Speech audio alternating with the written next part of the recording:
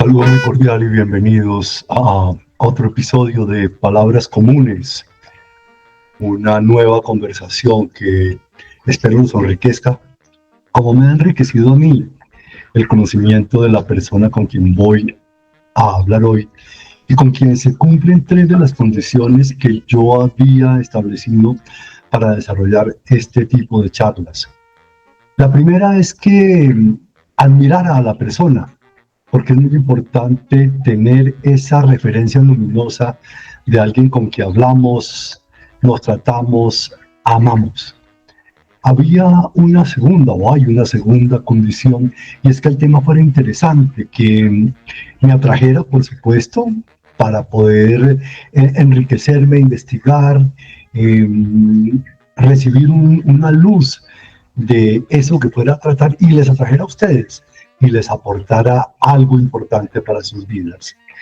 Esa segunda condición también se cumple con la persona con quien voy a hablar hoy.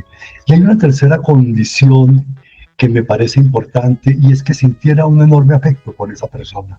Y eso pasa hoy también como tercera condición cumplida con Johanna Farid Bernal Rodríguez, con quien voy a hablar hoy sobre algo que tiene que ver con los recursos para la educación, especialmente de una persona que es una investigadora, una docente de química y bioquímica, materias que para mí fueron un verdadero coco cuando las estudié en el bachillerato y que tal vez sean difíciles para algunos de ustedes o para sus hijos. Y aquí Johanna tiene unas condiciones que las pueden hacer más fáciles, más accesibles en un mundo tecnológico donde ya podemos hablar de la inteligencia artificial involucrada en la educación. Así que espero que les guste esta conversación. Bienvenidos y vengan con nosotros. De las crisis que vive actualmente el mundo y que afectan a los pilares que otrora sustentarán las sociedades y afirmarán las perspectivas de progreso y movilidad social, la de la educación es la más significativa y preocupante.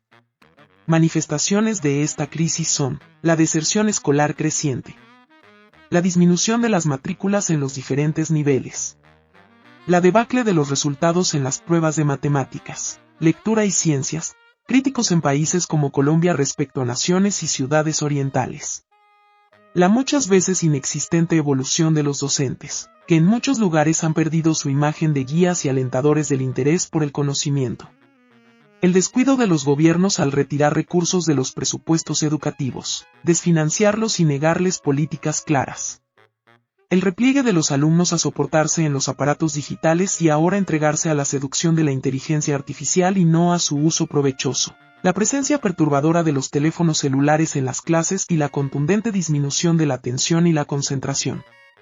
Es claro que todas esas situaciones tienen origen, en parte, claro está, en la debacle de salud presentada en el año 2020, que marginó a millones de estudiantes de sus aulas físicas de clases durante 224 días en promedio al nivel global, y en la difícil adaptación a la multiplicada y abrumadora presencia de la tecnología. ¿Cómo enfrenta una profesora estos inconvenientes? ¿Cómo se esfuerza por involucrar a los docentes en el aprendizaje interactivo de ideas didácticas y tecnológicas? ¿De qué forma, a través de sus clases de química orgánica, inorgánica y bioquímica logra desligar a estas materias del estigma de dificultad y complejidad absurda? Como ha logrado, a pesar de su juventud y de emplear casi todo su tiempo en la educación universitaria y la investigación aplicada, escribir 3 libros para ayudar a mejorar el aprendizaje? ¿Cómo ha entendido que un buen profesor es en estos tiempos convulsos y sin perder la distancia, un compañero en las recurrentes crisis emocionales de sus alumnos? ¿Por qué se ha quedado en Colombia teniendo abiertas las oportunidades en el extranjero? ¿Cómo aplica una mamá su novedosa visión del mundo en la educación de sus hijos? Las respuestas están en la historia de Johanna Farid Bernal Rodríguez, una profesora 5.0.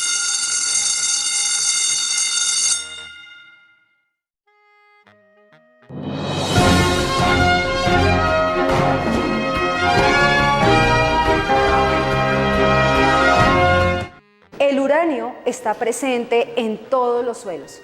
Particularmente en Colombia existen varios departamentos con un gran potencial de explotación de este material radioactivo en el subsuelo, lo que supone un gran riesgo de peligrosidad a los habitantes que permanecen en estas zonas si no toman medidas preventivas necesarias. Johanna, voy a comenzar haciéndote una pregunta, involucrándote en un problema que no es tuyo, pero que tiene que ver contigo, y es que cuando yo estudié química hace ya unas 5 décadas y el bachillerato era algo muy diferente, pues yo pasé raspando, que no entendía muy bien.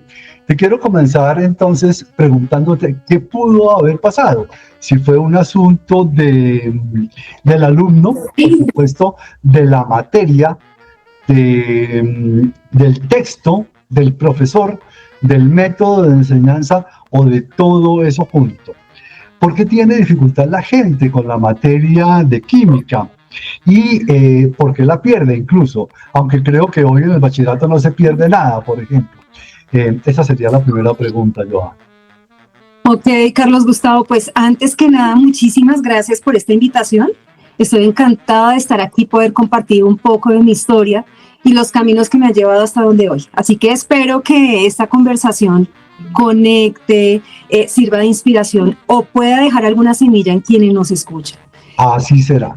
Y pues para responder esta pregunta que me has planteado, creo yo que es una mezcla de todos los factores que has mencionado. Quizá fue el momento, el sistema educativo en el que te encontrabas, las estrategias pedagógicas y didácticas que se utilizaron en ese momento. Y es una situación que no te pasó solo a ti, de hecho le ocurre a la mayoría de personas que pasan por el colegio, que pasan a la universidad, porque a veces las ciencias tienden a mostrarse de una manera quizá distante, rígida, y eso hace que el aprendizaje pues no llegue a ser cercano, que no llegue a ser activo. Hay ahí, y lo acabas de insinuar, también una especie de prejuicio que crea, digamos, un estigma sobre determinadas materias. Entonces, digamos, que me parece malo para las que salen favorecidas y malo para las que salen perjudicadas. Entonces, digamos que es fácil pasar literatura, geografía, historia, lo cual me parece absurdo, pero en cambio es muy difícil la química, la física, las matemáticas, el cálculo. Ese es un prejuicio que no se ha podido derrumbar o ya se derrumbó.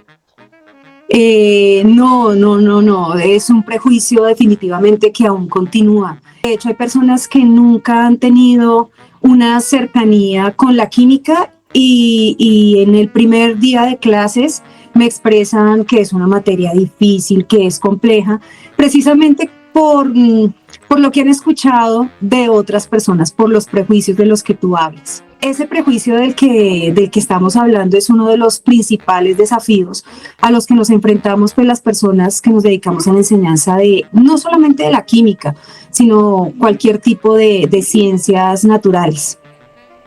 Bueno, derrumbar ese prejuicio es lo que tú estás haciendo con todo tu trabajo y de eso ya vamos a hablar más adelante. Por ahora quiero hacer un viaje al pasado y preguntarte si creo que la experiencia tuya no fue como la mía. ¿Cómo fue tu inicio en el colegio? ¿Cómo eras tú? ¿Qué te pasó? Y sobre todo, ¿qué te pasó con la química cuando pasaste ya al bachillerato y a asumir esa materia? Bueno, yo siempre fui una estudiante aplicada porque me ha gustado estudiar, me ha gustado leer. Fui muy dedicada de manera autónoma. No tuve una exigencia o una demanda por parte de mis padres de que debía que estudiar determinado tiempo o tener ciertos resultados académicos. Sencillamente se me facilitaba el estudiar y obtener buenos resultados. Me gustaban la mayoría de las áreas exceptuando un poco las sociales, las historias, la filosofía, y siempre inclinado un poco más hacia las matemáticas, hacia las ciencias naturales en general. Así que cuando llego a 10º y empiezo a tener contacto por primera vez con la química, empiezo a estudiar de manera autónoma algunas temáticas, algunos ejercicios del libro de estudios que nuestro profesor seguía, y empiezo a darme cuenta que se me facilitan las cosas, que algunos no tanto. A notar un gusto enorme por la parte química, por la experimentación, por entender de qué sustancias están conformadas las cosas, por cómo poder elaborar productos, y allí es donde empieza mi camino hacia la química. Ya cuando estoy en 11, pues llega ese momento tan trascendental en la vida de decidir qué voy a estudiar, a qué me voy a dedicar. Pues decido decantarme por la química. Mencionaste a un profesor, no sé si has tenido un profesor en 10º y en 11, y mencionaste un libro. ¿Eran realmente atractivos tanto el profesor como el libro? Es decir, era un docente que tenía una posibilidad pedagógica que atraía a sus estudiantes, era un libro que facilitaba las cosas.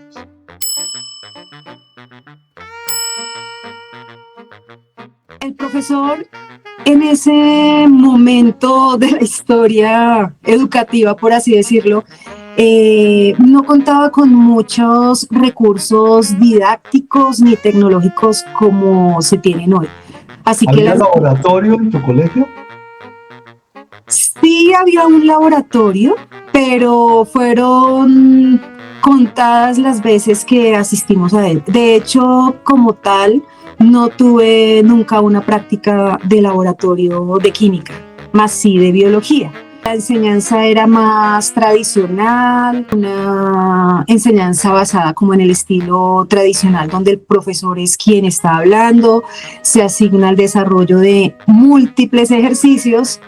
Sin embargo, él tenía un elemento importante, y es que en algunos momentos, cuando se trabajaban las diferentes temáticas, daba como ejemplos de la vida diaria y de la química. Y creo que esos elementos fueron los que me engancharon, fueron súper importantes. En cuanto al libro, pues el libro en aquella época era solo texto, carecía de actividades, de talleres, de lecturas prácticas como sí la tienen los libros en la actualidad.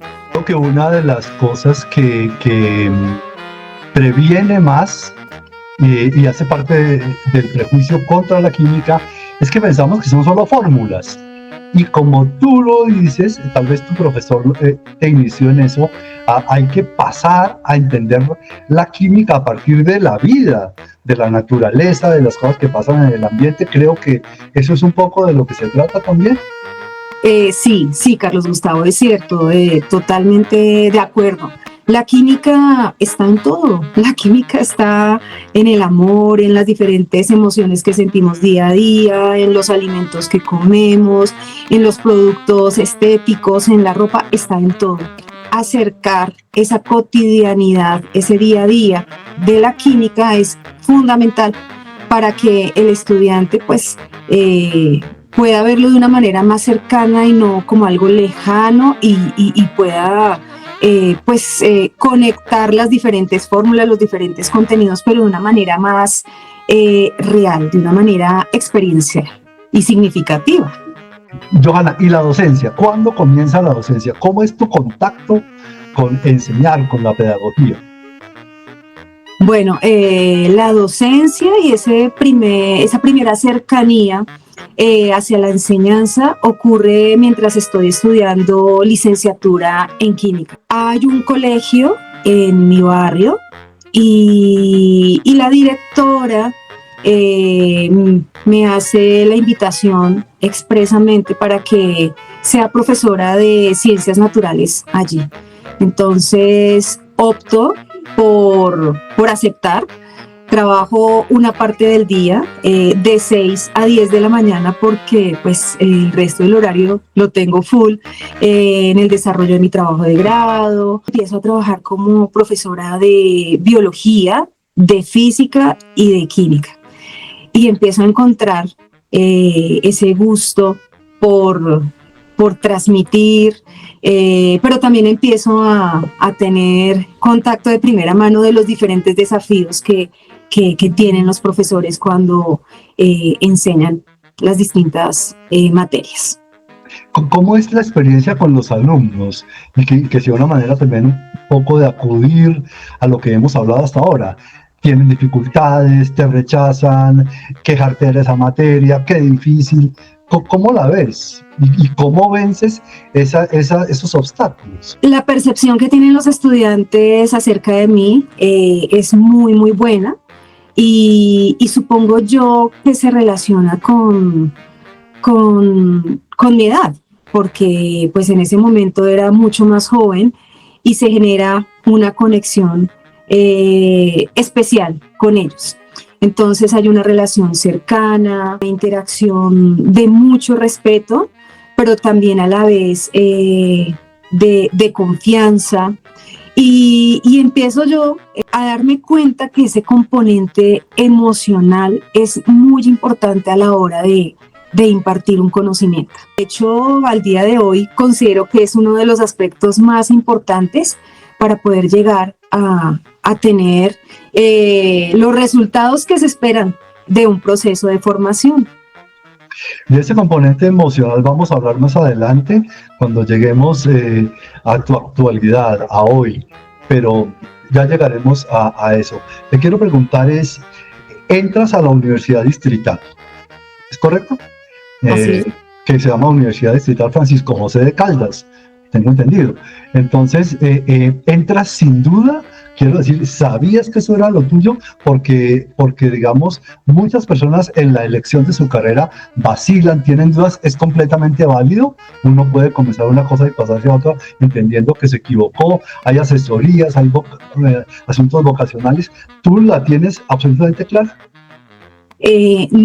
No completamente. Sí entro convencida de que quiero estudiar la química, pero con desconocimiento de lo que es una licenciatura en química.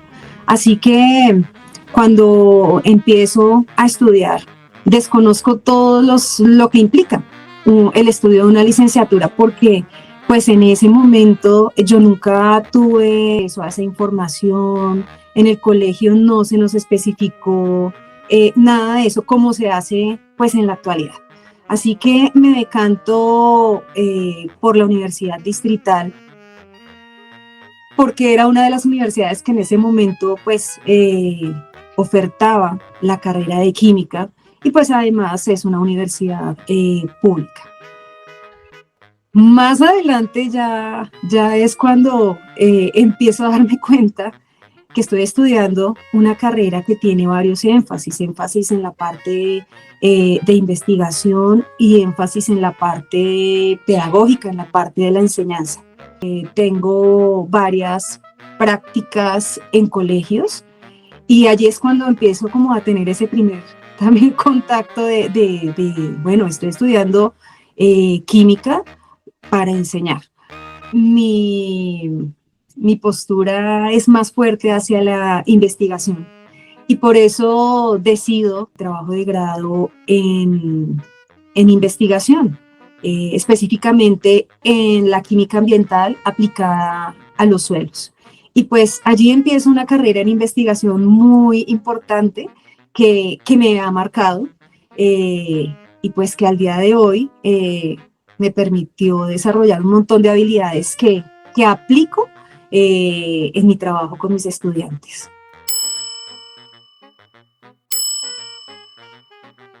Como tú dices, descubres una vía muy importante que es la vía ambiental. ¿Es correcto? Y eso es la parte que te conecta también con la bioquímica, que es muy importante. Y creo que eso nació también y por favor cuéntanos, cuando estabas pequeña en la finca de tu abuela, donde tuviste ese primer contacto con la naturaleza. Bueno, sí, así es, Carlos Gustavo. He tenido un contacto cercano con la naturaleza desde pequeña, por la finca de mis abuelos paternos. Vamos seguido a visitarla, la frecuentamos en vacaciones y pues eso genera un gusto importante y una apropiación importante hacia las plantas, hacia los animales y bueno, los diferentes seres vivos que están en todos los ecosistemas. Así que estando en la universidad, cuando tengo contacto con una materia electiva llamada química ambiental, pues empezamos a estudiar el suelo, el agua, el aire y empiezo allí a encontrar un gusto enorme hacia la química aplicada al medio natural. De ahí mi gusto por la química ambiental, el desarrollo de algunas investigaciones en la parte de química de suelos y como tú lo mencionas, la bioquímica conecta la parte biológica, esa parte del manejo de las células, del metabolismo, las reacciones químicas que se presentan en los seres vivos, no solamente hablando pues, del ser humano, sino de los animales, las plantas y todos los seres vivos pues, que habitan en el planeta. La Organización Mundial de la Salud se constituye en la segunda fuente que genera cáncer de pulmón seguido del consumo de cigarrillo. En muchísimos países, incluso en algunos de ellos, por ejemplo en España, se tienen casos en los que varios ocupantes de una misma familia han fallecido por cáncer de pulmón sin ser consumidores activos de tabaco. Al realizar las investigaciones pertinentes, se han encontrado resultados tan impresionantes y alarmantes como que en los dormitorios o habitaciones los niveles de radón están por el orden de los 3.000 becquerelios, sobrepasando los 300 becquerelios permisibles por metro cúbico.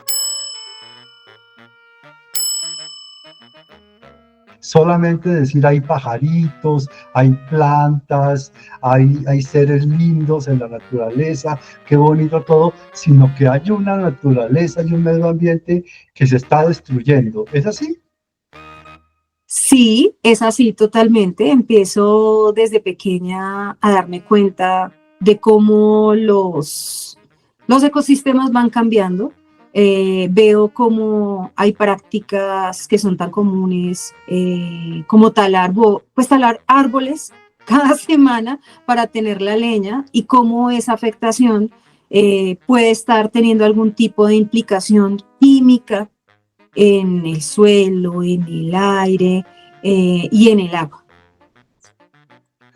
Hay algo que me gustaría saber y que has mencionado cuando hablas de tu visita frecuente y desde niña a ese lugar de la naturaleza que tiene tu abuela, y es cómo es la relación con tus padres y el soporte de tus padres para tu educación y para este enfoque que le das a tu vida universitaria y al mundo que estás escogiendo.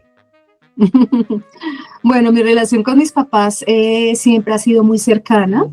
Ellos son dos personas disciplinadas, organizadas, muy creyentes en Dios, que nos transmiten pues diferentes valores y principios que han influido sin duda pues a lo largo de mi vida.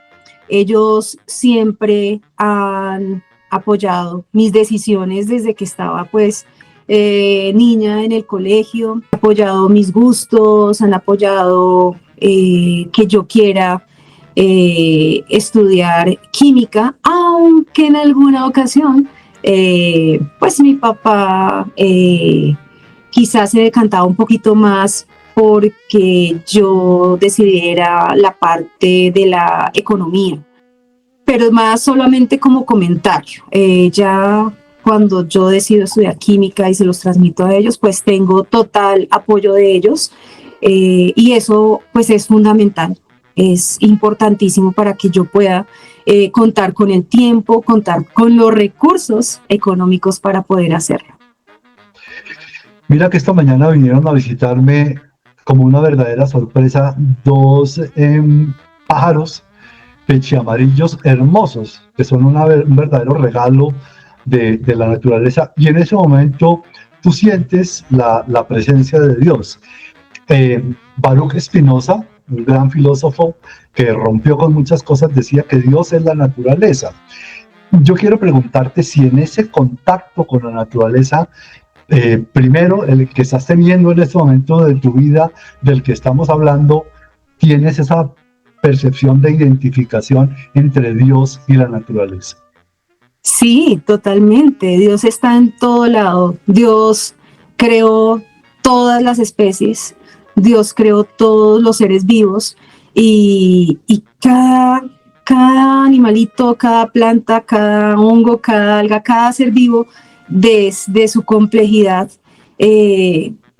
pues muestra el bonito amor y la sabiduría que tuvo Dios para crearlos. Pues sí, creo totalmente en la existencia de un Dios, en que Él creó la vida y pues que cada organismo es tan complejo que a veces nosotros aún no somos capaces de entenderlo todo.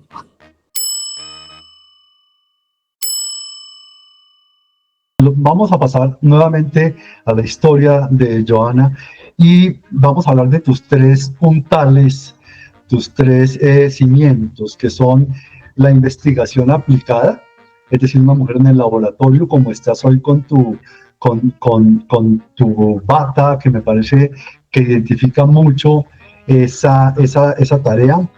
Un segundo pilar que es la docencia y el otro que es la escritura de libros. Háblanos de esos tres pilares, cómo se relacionan, y a lo último cuéntanos un poquito cómo comienza la escritura de libros. La investigación en química aplicada, como lo mencionaba anteriormente, empieza en el momento que estoy estudiando química, que es una materia, un área que implica pues estar en el laboratorio continuamente.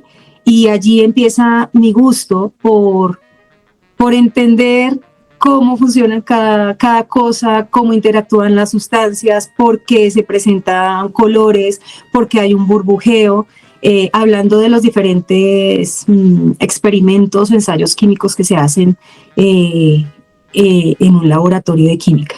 Empieza mi gusto por la investigación, lo ligo a mi pasión por la parte de la química ambiental, empiezo a enfocarme más en los suelos y termino trabajando en el Instituto Agustín Codazzi en el laboratorio de suelos con un proyecto de investigación muy interesante que es estudiar unas sustancias que se encuentran en la parte negra del suelo que se llaman sustancias únicas. Estoy allí por un tiempo aproximado de año y medio trabajando en el laboratorio, todo el día, en la noche haciendo análisis de resultados, y allí empieza todo mi gusto por la química aplicada. Luego ya, pues una vez me gradué en la universidad ya como profesional, empiezo a trabajar como profesora de química en uno de los colegios de La Salle, pero estoy ligando ese trabajo también con la parte de investigación porque trabajo en el laboratorio del Agustín Codazzi. Y empiezo a buscar las maneras de ligar esa pasión que empiezo a encontrar por transmitir los conocimientos a mis estudiantes, pero también por llevar a cabo la investigación aplicada. Y es así como llego a la universidad, porque encuentro allí un entorno que favorece ambas cosas. Empiezo a trabajar en el desarrollo y en la dirección de diferentes proyectos de investigación con mis estudiantes, a la vez que voy transmitiendo mis conocimientos. Y estando en ese contexto, viajo a España por primera vez a estudiar una especialización en química de suelos y tengo cercanía con una gran educadora colombiana. Allí tenemos una gran amistad. Ella no está estudiando lo mismo que yo, ella está llevando a cabo también unos estudios de profundización en otra área, pero coincidimos. ¿Quién es ella, Johanna? Ella es Sandra Bernal, es rectora de una gran institución pública en Villavicencio. De ella aprendo muchísimas cosas, tenemos cercanía en España porque somos colombianas, conectamos inmediatamente y vivimos juntas durante una parte de mis estudios allí. Ya de regreso a Colombia, ella me hace la invitación a impartir una serie de talleres relacionados con el uso de las tecnologías en la educación a profesores de diferentes instituciones educativas de Villavicencio. Y estando allí, pues me encuentro con que los profesores tienen una muy buena aceptación de mis talleres y empiezan a preguntarme dónde pueden comprar mis libros. En ese momento, pues yo no tenía en el radar escribir ningún libro, pero tomo y recibo esas palabras como, hey, o sea, tengo algo que la gente quizá necesita, algo que puedo aportar, yo desconocía esa parte, y empiezo a escribir con ese propósito.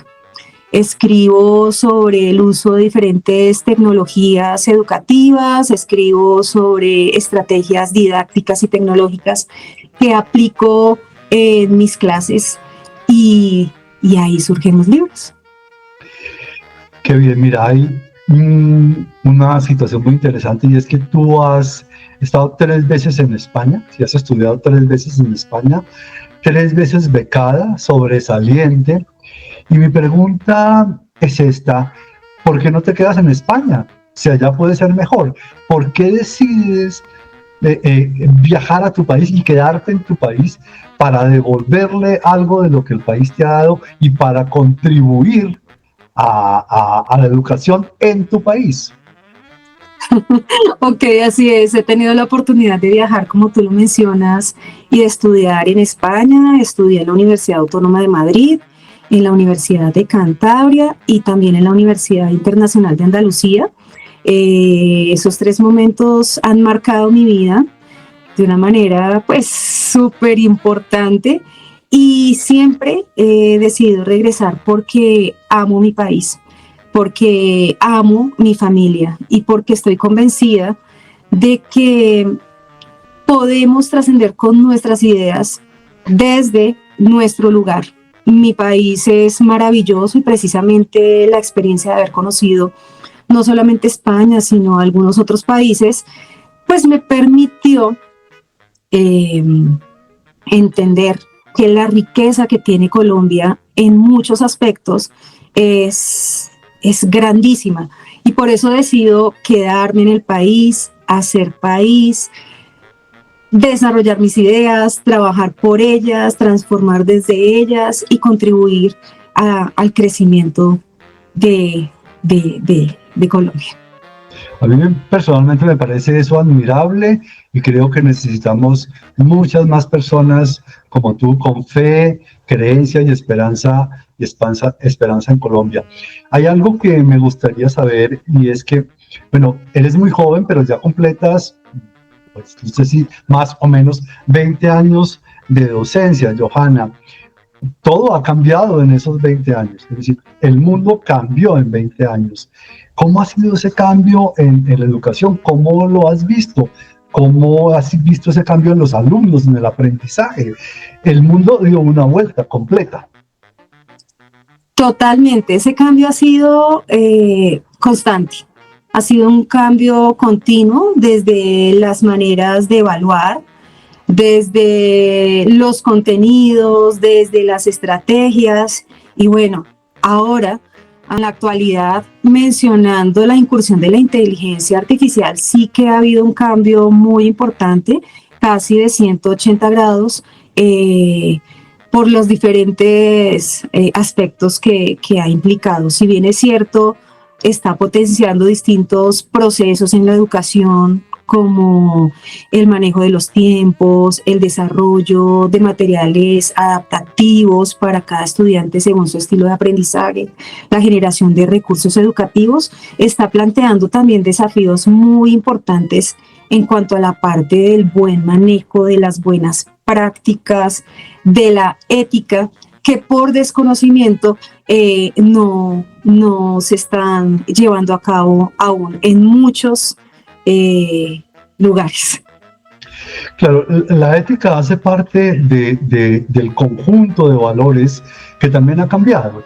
Y en ese sentido, me parece que en muchas condiciones, no solo de Colombia, sino de diversos países, la ética es una de las cosas que se ha derrumbado, que se ha interpretado a comodidad, etcétera, etcétera. Me gustaría saber cómo ves tú también el cambio de valores, y especialmente de valores frente a la educación y frente al aprendizaje y a la posición de los alumnos frente al conocimiento. Bueno, planteas un punto fundamental. En este momento, la mayoría de los estudiantes están manejando diferentes herramientas de inteligencia artificial, pero de una manera no constructiva. Muchos de ellos la están utilizando para hacer las diferentes tareas escolares sin llegar a comprender qué es lo que están presentando. Me explico un poco mejor. Están usando la inteligencia artificial para responder cuestionarios, para hacer ensayos, sin necesidad alguna ni de leerlos ni de analizarlos. Están presentando muchos de ellos la información tal cual como la generan las diferentes herramientas de IA, incluso sin darse cuenta que al copiar y pegar la información sin ningún tipo de análisis y de transformación, están dejando frasecitas que delatan ese mal uso de inteligencia artificial. Estamos cayendo en un mal hábito, en una deshonestidad en cuanto a la parte académica, en una pereza cognitiva, estado de comodidad en la que sencillamente pidiéndole a la IA que haga la tarea, puedo obtener buenos resultados académicos, buenos resultados cuantitativos, puedo tener una buena nota sin necesidad de llegar a desarrollar pues un montón de habilidades. Entonces ese uso incorrecto de la IA que se está dando está afectando no solamente el rendimiento académico, sino el desarrollo de habilidades esenciales para vivir y para el desarrollo pues más adelante de su vida profesional, como el pensamiento crítico, la resolución de problemas, la creatividad. Bueno, esa situación que se presenta, que nos acabas de describir y que no vamos a señalar si corresponde a una pequeña porción de estudiantes, a una gran porción de estudiantes, etcétera, etcétera. De todas maneras, fuerza de alguna manera a la universidad, creo yo, a crear, digamos, detectores de que eso está pasando, y al profesor, en tu caso, a la profesora, a determinar cuándo puede estar ocurriendo eso. Y me preocupa porque entonces hace que tanto la universidad como el profesor se vuelvan una especie de espías, de escáneres que están detectando esa clase de cosas. ¿Es así o me equivoco? Es así, es así. Esta situación de la que estamos hablando no solamente se está presentando a nivel universitario, también se presenta a nivel de colegio, en niveles incluso de educación primaria y secundaria. Los niños ya están teniendo acceso a la IA. Y eso ha hecho que los docentes sí tengamos que estar implementando diferentes estrategias, como por ejemplo en la universidad el uso de software antiplagio. Pero más allá de esa actitud punitiva, por decirlo así, Sí. pues esto tiene un trasfondo mayor. La inteligencia artificial hace parte del presente. Ya llegó, ya está aquí, es una realidad, no es el futuro y debemos adaptarnos a ella.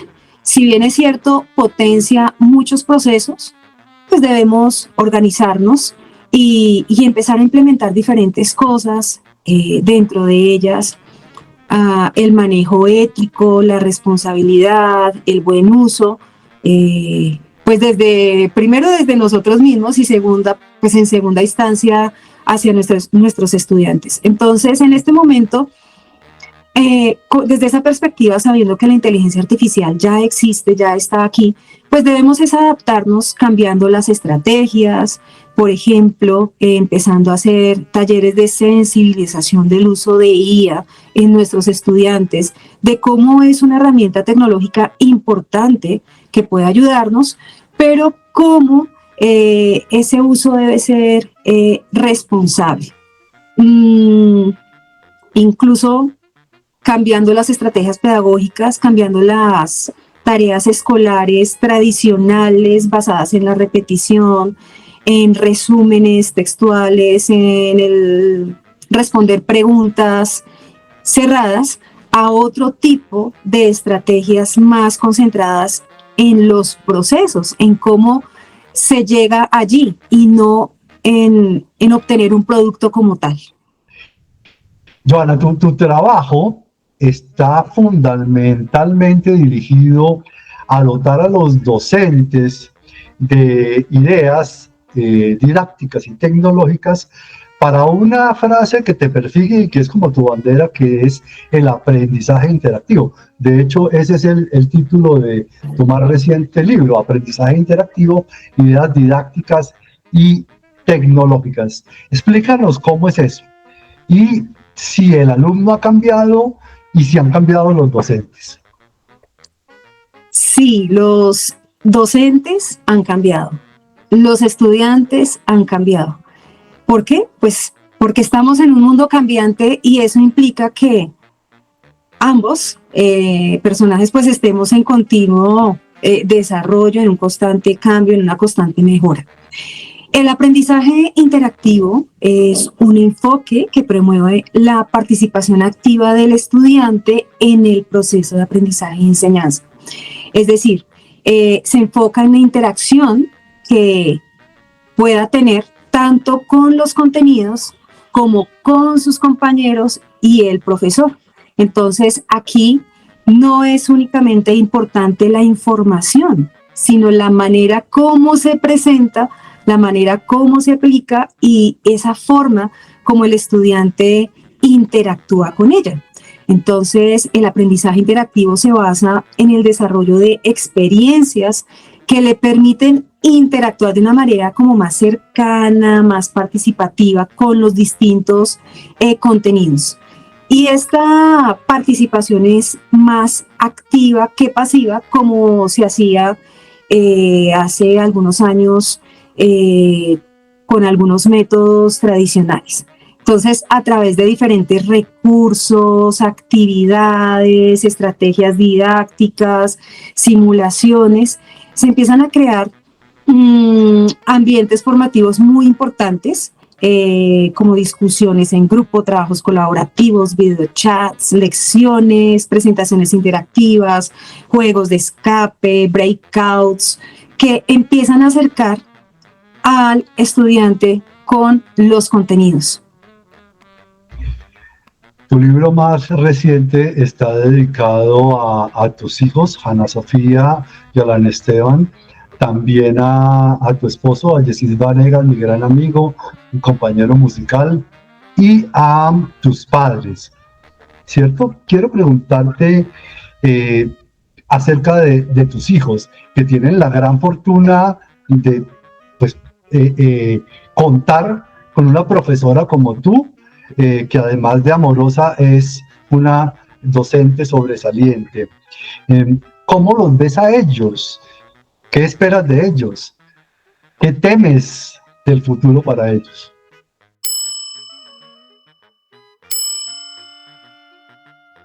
Mis hijos, Hannah y Alan, son mi gran motor. Eh, los veo, los veo en un futuro felices. Quiero que sean personas útiles para la sociedad, que le aporten a la sociedad, pero que ante todo estén haciendo lo que ellos quieren hacer, que sean ciudadanos de bien. Son dos niños alegres, son creativos, son inteligentes y bueno, la niña que ya está en la adolescencia y el niño que está en la educación primaria, he visto a través de ellos también la cercanía de la educación y cómo una institución educativa, un profesor, pues puede influenciar de manera positiva o negativa en ellos. Ya he visto en mi hija el desarrollo de muchas habilidades, como por ejemplo escuchar, escribir, el pensamiento creativo, la resolución de problemas desde su edad. Y me preocupa que con la incursión de la inteligencia artificial y quizá un mal uso que estamos haciendo muchos de ella, mi hijo menor no llegue a desarrollar esas habilidades que sí veo en la niña grande. Me preocupa que la educación no establezca una política clara en cuanto al uso de diferentes herramientas tecnológicas, que el mal uso de dispositivos celulares como teléfonos que llevan la mayoría de estudiantes impacten de manera negativa su desarrollo. Me preocupa no solamente mis hijos, me preocupan las generaciones actuales, las que están por venir, porque quizá muchas habilidades que nosotros ya hemos adquirido por un mal uso de la tecnología y de la inteligencia artificial no puedan llegar a desarrollarlas e incluso que tengan serias afectaciones a nivel emocional, como lo estamos viendo que está pasando ahora. En el año 2020 una situación de salud rompió el habitual mecanismo de que los estudiantes fueran al colegio, estuvieran de una manera presencial en contacto con sus docentes y se empezó a hacer esa relación entre docentes y alumnos a través de la tecnología, es decir, ya no hay una relación presencial. ¿Cómo ves eso? Ventajas y desventajas de que eso haya ocurrido.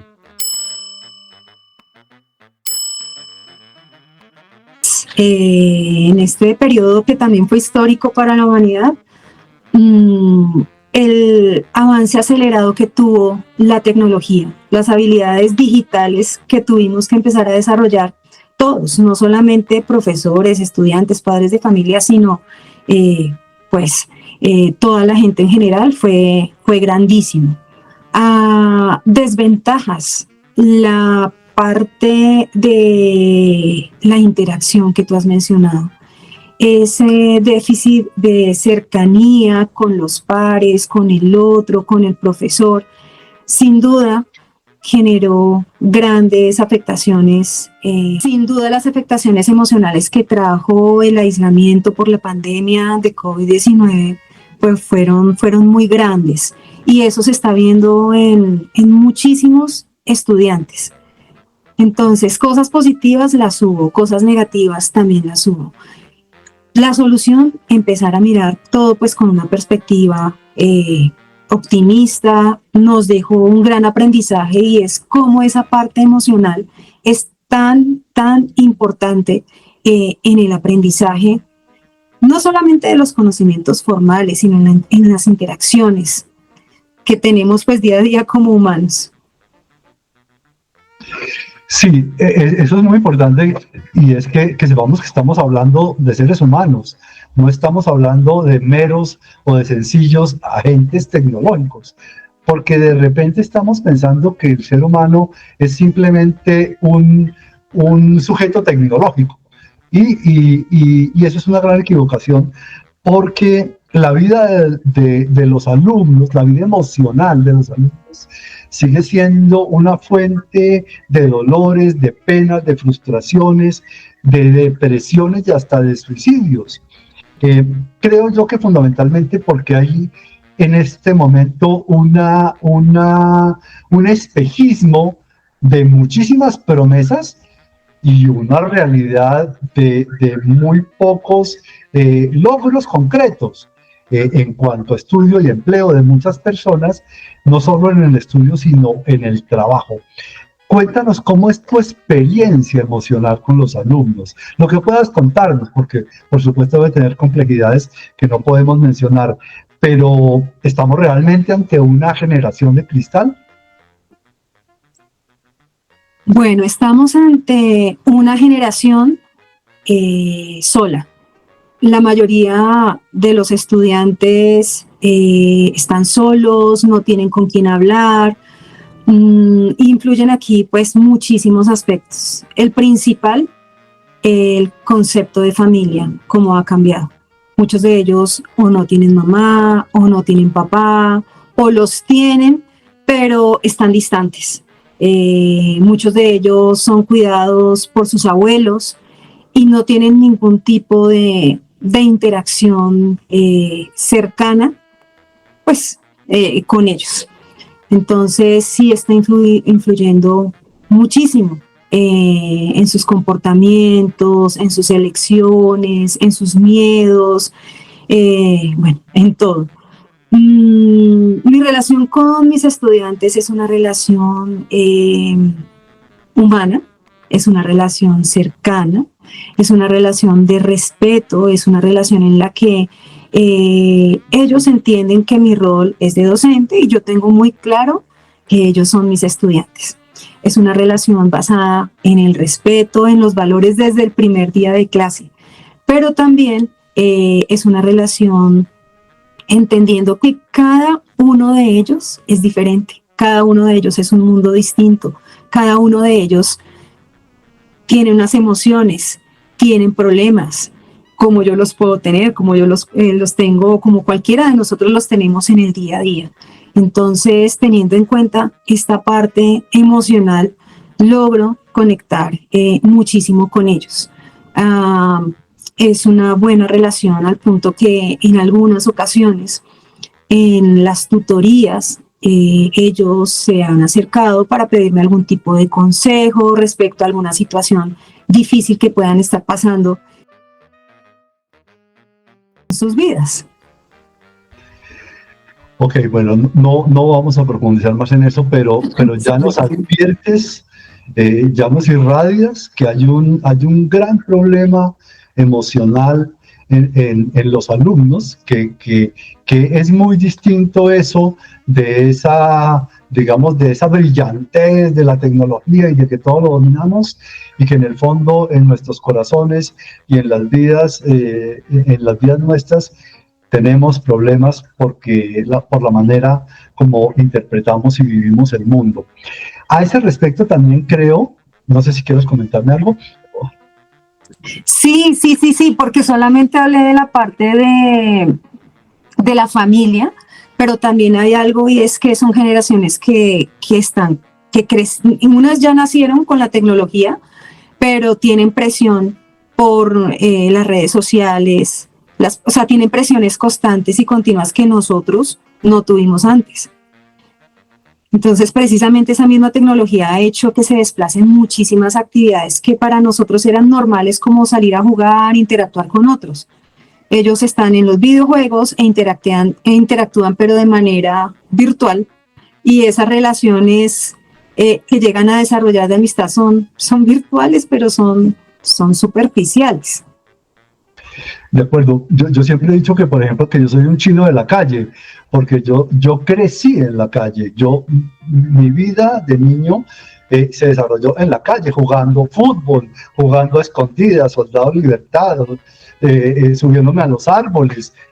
Yo fui un chico de la calle. A mí me parece que eso pues se ha reducido o se ha extinguido, porque ahora somos no solamente, o pueden ser niños, no solamente de juguetes digitales, sino además encerrados en conjuntos residenciales, ¿no te parece?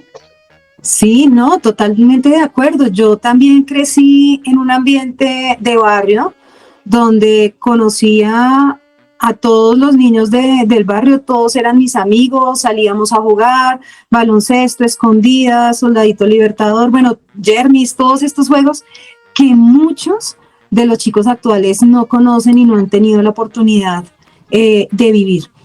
En este momento muchos de ellos viven encerrados, carecen de amigos reales, algunos de ellos están conectados virtualmente la mayoría de su tiempo, llegan a tener conexiones pero virtuales y al momento de llegar a interactuar con una persona, con algunos amigos presenciales, esas dificultades que no han logrado desarrollar salen a flote. Tienen muchísimas presiones por el manejo de las redes sociales, por muchísimos influencers que no manejan, no son especialistas en ciertos temas, pero hablan con propiedad de dichas cosas y por otro tipo de personas pues que ellos tienden a seguir. Entonces viven muchísimas presiones, algunos de ellos no logran contrastar precisamente por el déficit de una persona idónea, de una mamá, de un papá, algunos de ellos. Y pues sin duda, esto ha traído una afectación importante en ellos. Así que sí, totalmente.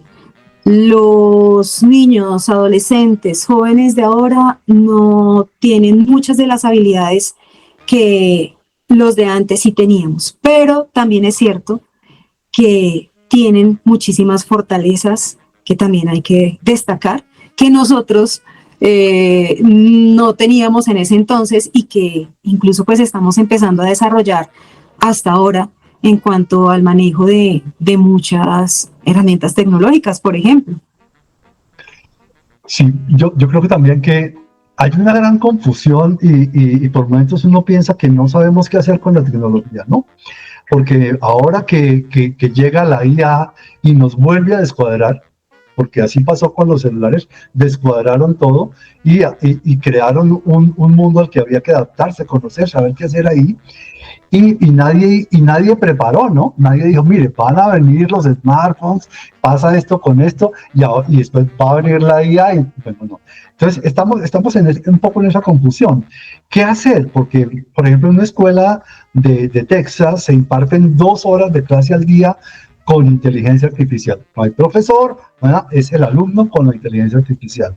En Europa ha salido, por ejemplo, una iniciativa de prohibir los móviles y las pantallas en las clases. Y hasta la gente se pregunta si eso de ChatGPT embrutece o potencia. ¿Cómo interpretas tú todo ese, no sé si caos, confusión, o por lo menos todo ese debate?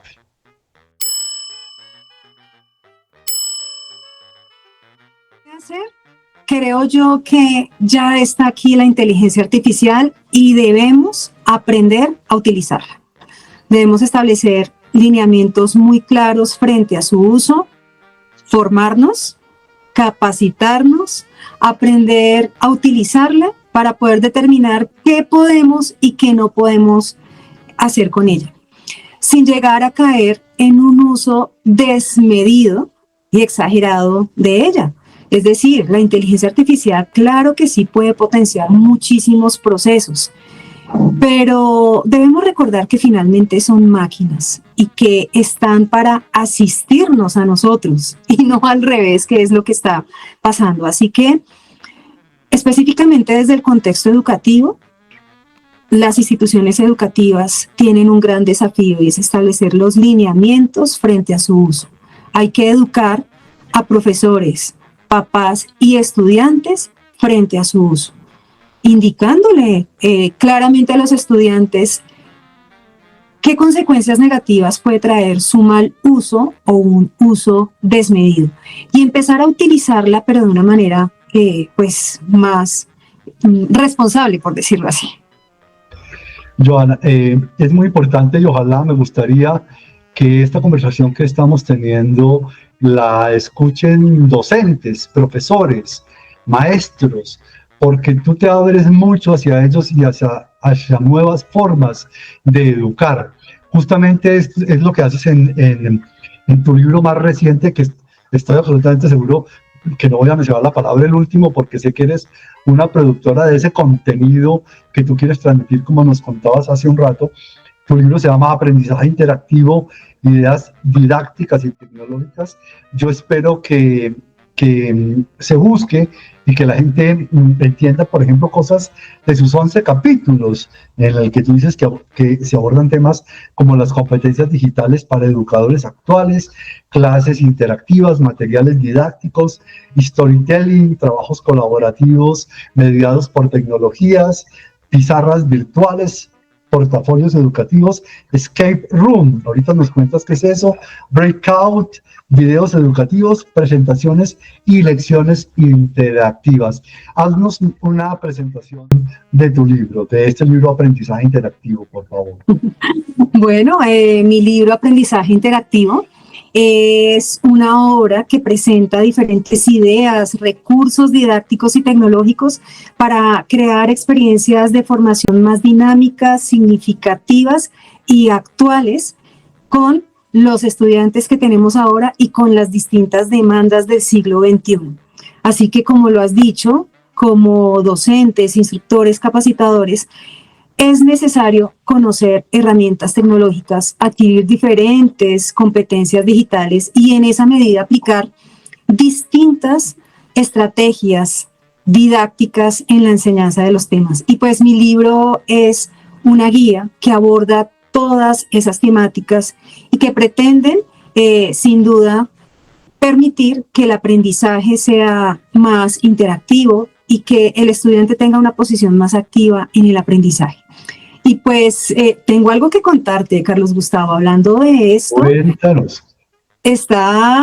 Tengo una buena noticia y es que he estado muy inquieta con el tema de la inteligencia artificial desde que salió y ya he terminado las últimas líneas de mi próximo libro, que está enfocado hacia el uso de herramientas de inteligencia artificial generativa para profesores. Admirable, Johanna. Me encanta que nos des esa noticia y cuando ese libro esté volveremos a hablar porque seguramente nos va a aportar muchas cosas. Pero mira que eso me refuerza algo que te quiero preguntar, y es que frente a docentes como tú, entregados, que se quedan en Colombia a desarrollar el país, a ayudarle a la gente, frente a profesores dedicados, hay noticias que me parecen graves, como por ejemplo, que se hable de un 43% de deserción universitaria. La gente que está abandonando la universidad y también el porcentaje de quienes no se están presentando.